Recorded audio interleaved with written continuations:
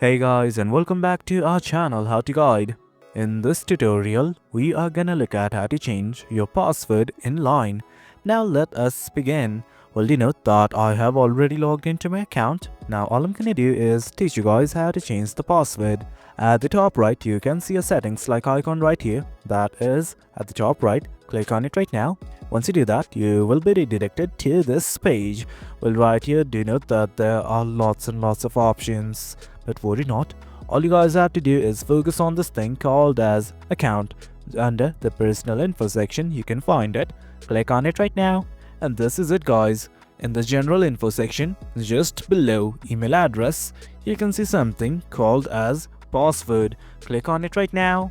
Once you do that, all you have to do is enter your password right here and confirm it. Once everything is okay, simply click on this change password button, and as such, you will have changed your password in line. Well guys, that is it. That's how we change the password in line. The process is quite easy. Hope you guys found this video informative, and for more content like this, do remember to hit like, share and subscribe. Your support fuels us. Until next time, thank you.